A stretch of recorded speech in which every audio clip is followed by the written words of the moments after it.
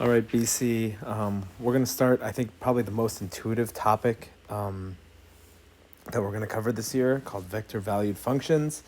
And my advice for this is you guys are smart, and every assumption you want to make is going to be true. Okay? So, we've seen lots of different curves this year. We've seen things. Generally, we've seen y given in terms of x, but there's nothing stopping us from talking about these things parametrically, these curves, right? So, by the way, this is in the OneNote, right? We could have x of t be some function of time. I don't know, some function of time like 3t squared plus 5, and we could have y of t also be some function of time like negative sine t, for instance. And here we could find the position of something, an animal or a particle, if we want to be boring. We could find the position at any given time, right? Like if I said, what position are we at t equals 2, right? We would just plug in 2, and we'd find a position very easily, right?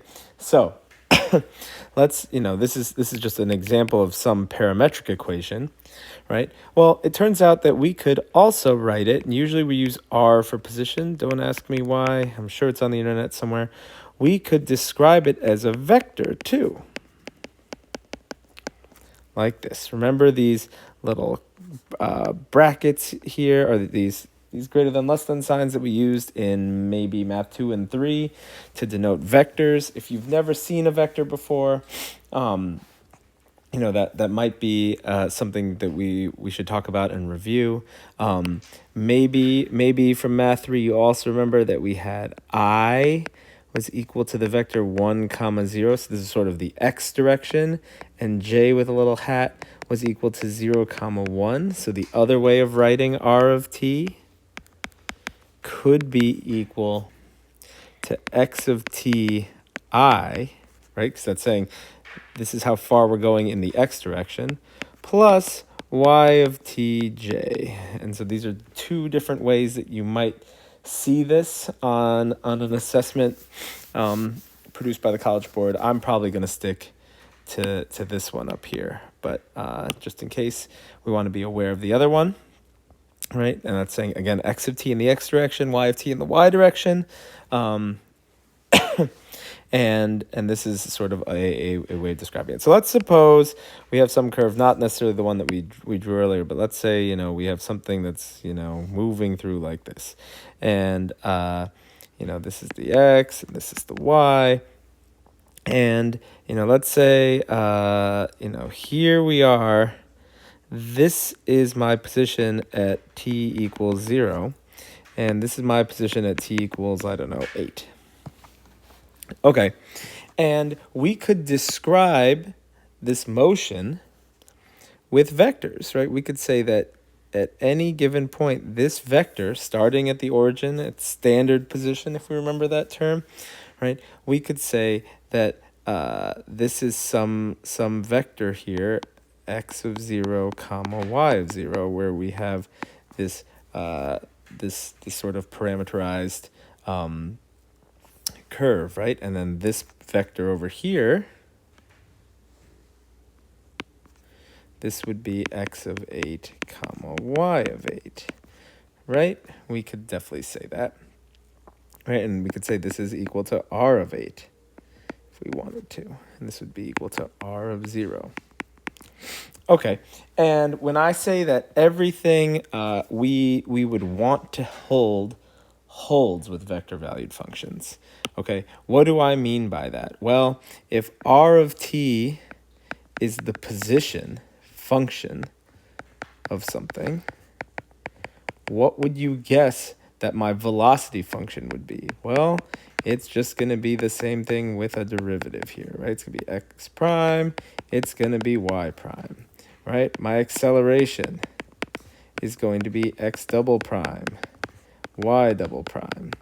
Okay, you're going to be able to integrate these things and go in reverse also with some initial condition problems that we'll see below. These things aren't really all that complex. If you want to see videos on them, I recommend looking into Khan Academy has a nice one where he's going through sort of the definition of the derivative here and sort of why these things are. But this makes sense, right? If we think about if this is describing the position and we look at these tiny little changes between my orange arrow and my blue arrow, right? The vector going between these is my velocity, right? Is my velocity. That's sort of my change. And acceleration would be one more from there. So everything you want to have holds here. I know that's a little bit vague, but let's dive into some actual problems and we'll sort of see. Okay, so below, let's really focus on these things. This is sort of what we want to focus on. We've already done 1 and 2. Those are good, right? Those are the velocity and acceleration. What would speed be? Well, speed would be sort of your speed in the x direction plus your speed in the y direction, both squared under a square root, right? Because this is sort of due to the Pythagorean theorem. This should make sense, right? And this is like saying if we go 3 units per second in the x direction and 4 units per second in the y direction, well, then we must be moving 5 units per second, right? That should make a lot of sense that that's what velocity is, or not velocity, that's what speed is, sorry, right? Similarly, just like we had, in regular calculus, we'll say, right, that the distance traveled over an interval, it should be the integral of speed, right? It should be, we don't care about direction there, right? We're just saying how far did I go? It's the integral of speed. That should make some sense here. And lastly, we see below, right, the position of a particle at time b given position at time a, right, is sort of, using that integral of velocity, which should make some sense again. So take a moment, absorb these 5 things. Again, everything's going to behave exactly how you would assume it would. They're just sort of going to be an x component and a y component as opposed to just dealing with something in general. Okay, so hopefully that's clear, and if not, it'll be clearer when we deal with the problem here. Okay, so a particle is moving in the xy plane, and it's defined by the vector value function f of t equals t minus sine t and 1 minus cos t for t between negative pi and pi. So find the velocity vector. Well, if this is the position, right, then the velocity is just going to be f prime, right, which of course is going to be 1 minus cosine t, comma, derivative of 1 is 0, comma sine t, right? That's just the derivative of this guy and the derivative of that guy. Okay? Find the speed of the particle when t equals pi over 3. So the velocity vector at pi over 3 is 1 minus cosine pi over 3, comma sine pi over 3, right? So what is that? That's equal to 1 minus cosine pi over 3. That would be just a half. And then sine pi over 3 is root 3 over 2. All right, so that's my velocity vector. The speed, if we remember, the speed is the square root of both of these things squared, right? So the speed, or this guy, is equal to the square root of 1/2 squared plus root 3 over 2 squared, which is a fourth plus 3/4, right? That is 1 whatever per second, question mark per second. Do they give us a unit? They did not. Question mark per second. Okay, so that's that velocity. And then what's the acceleration here? The acceleration of this guy, a of t, is just v prime or f double prime. They did not use r, they used f on this one. So what is that thing? That's just going to be the derivative of this guy right here, right? That guy. So that is sine t comma cosine t. I believe, sine t comma cosine t. And that should make some sense looking at that original. Sine t cosine t is the acceleration vector. And now let's talk briefly about, the angle between velocity and acceleration. So if you can visualize that, right? If I were, say, traveling on, this is more of an aside here, if I were traveling on a circle at any given point, right, my velocity would be tangent to my my path, and my acceleration would be inward, right? Because that's the only way we can turn circularly, right? So if we were to do that, right, we'd be traveling on a circle, right? So it actually turns out that, like, if this angle between V and A is less than 90, we're going to be speeding up. Right, because acceleration and velocity are sort of pulling similarly if that angle is less than 90. If the angle is greater than 90, then we're sort of slowing down, right? So if it's an obtuse angle, we're slowing down, and that should make some sense if you visualize with your hands, sort of, right? Like if, they're 120 degrees, right? Velocity is moving to the right, and acceleration is sort of pulling us somewhat back, not entirely back, but somewhat back. We're going to be slowing down. Okay, and that should go along with our rectilinear motion intuition, right? Okay, so do I want to do this one? I do want to do this one. Okay, so a particle moves on the curve y equals x plus root x. So the x component is x prime equals cosine t. At time t equals 0, the particle is at the point 1, 0. Find the coordinates of the particle at time t equals pi over 2. Okay, so lots to dig into here. Okay, so we have this this particle moving on this curve, x plus root x. Okay, so it's a little bit different. We don't know exactly what's going on with y, with our parameterized function. This is just in two variables. There's no t here, but we know that the x prime of t is equal to cosine t. Okay, so if that's what the velocity is in the x direction, we should be able to find the position in the x direction. So the position, right, is the integral of velocity, right? So what is that? That would just be sine t, right? X of t is going to be sine t plus some c here, right? I need to figure out what that c is, right? We know that x of 0 is equal to 1 from right here, right? So that's going to equal sine t, or sine of 0, sorry, plus c, and that tells me that c is going to have to be 1. So that tells me that my x position function is, what did we say?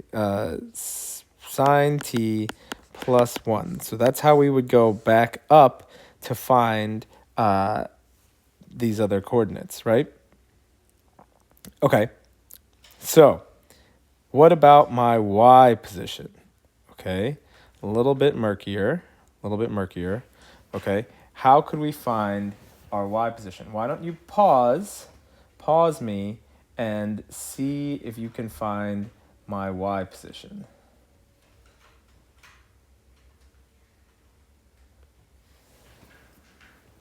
Okay, so hopefully you had a nice little try at that. Okay, do we need to know the parameterized value of y here? Let's think about why we might or might not.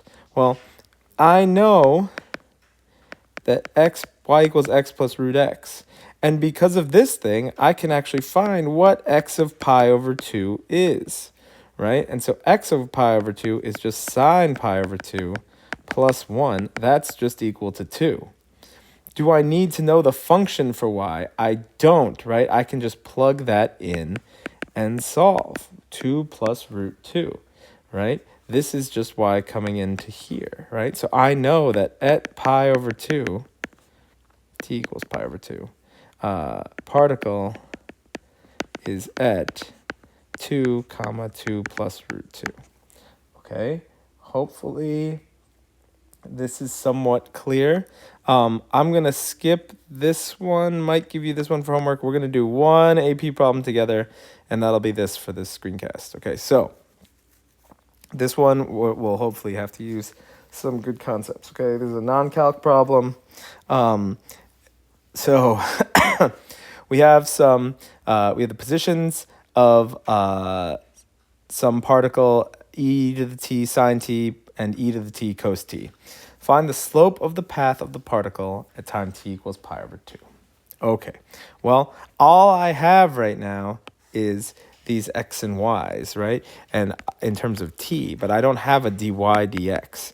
But if you have been paying attention to polar, you might tell me, just like in polar, how when we try to find dy dx, right, we find dy d theta and dx d theta, right? Here we're going to find dy dt and dx dt,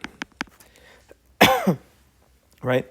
And that should make sense that the path of the particle sort of has to do with the velocity in the y direction and the velocity in the x direction, right? So this is going to be very, very messy, but we're going to have to product rule this. So dy dt is going to be e to the t cos t minus e to the t sine t.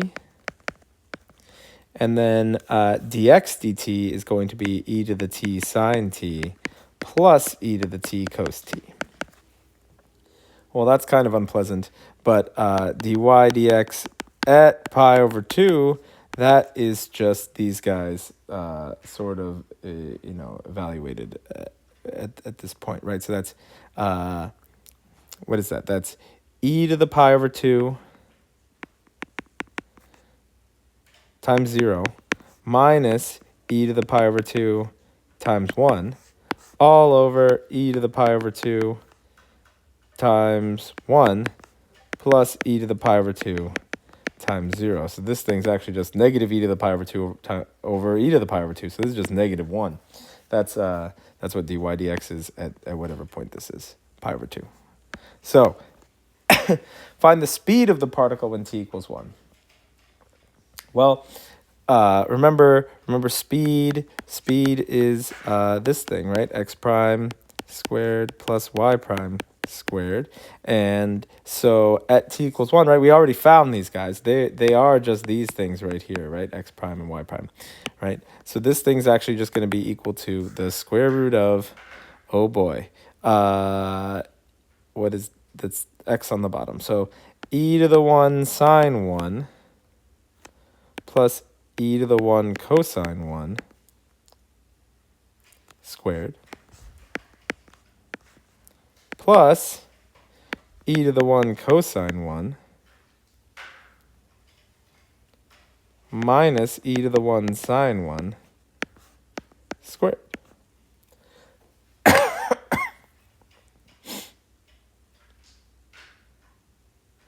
Okay, so if you were a huge fan of algebra and you wanted to square these things, right? I think we're going to see that we're going to have some cancellations here, right? So we're going to have e to the 1 sine 1 squared plus, I'm foiling these, by the way, 2 e squared sine 1 cosine 1 plus e to the 1 cosine 1 squared. That's the first one. And then the second one, we're going to have the exact same thing, except this sign's going to be minus. Okay, this sign's going to be minus. So I'm showing, a lot of algebra, our favorite thing to do here. And we're going to have, some headache here. Ooh, running out of horizontal space. Hopefully, you are able to handle this, right? We're going to have something like this where the two terms I'm underlining in orange are going to cancel. And then, so what am I going to be left with? I'm going to be left with 2 of these guys, 2 of these guys, these guys squared plus 2 of these guys squared. Well, if ever you have a situation where we have cosine squared, sine squared, right, that's just going to be 1. So rearranging some stuff here, we can say this is 2e squared times sine 1 squared plus cosine 1 squared. Okay? Take a second to figure that out. Right, well, this is just root 2e squared, or just root 2 times e. Okay, or e root 2. So that's my speed at t equals 1. Okay, and then lastly, let's find the distance traveled. So that requires us to use that other friend way up there. And I think this is going to be a little bit annoyingly similar. Okay, so I'm going to work over here. Sorry if this is hard to follow now. And remember, we're going to want to find the integral from 0 to 1, right, of my speed, which was that whole big mess up there, right? This was that whole big mess of this thing, right? The square root of e to the t cosine t minus e to the t sine t. I guess this really should be plus, but order doesn't matter. Squared plus e to the t cosine t minus e to the t sine t squared. Fortunately, they don't tend to give you as much algebra as they used to, right? So we have this thing that we want to evaluate from 0 to 1. Well, I'm going to let you guys, stew over this, but we can do much of the same thing that we just did, right? So you can pause me and try the algebra on your own, or you can just watch, right? And so we're going to have integral from 0 to 1, and I'm going to skip this step where we foiled and just go straight to the fun parts. So I'm going to go straight to here, and you guys can sort of fill in the blanks if you want.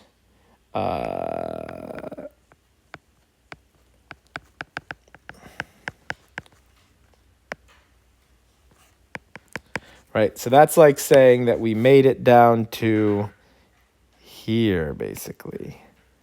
I made it down to here, wrapped in an integral, okay? So I skipped some steps there, I understand, okay? But we don't need that, okay? And then so what is this thing? This thing, that's just 1, right? So it's the integral from 0 to 1 of 2e to the 2t all under a square root dt.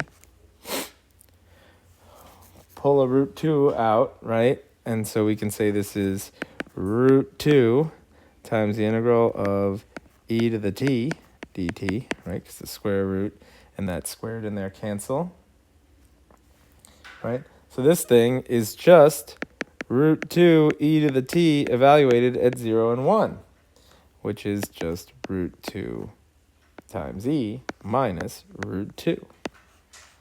That was such a fun problem. All right, I hope some of this was clear. If it wasn't, we're going to go over it some post break.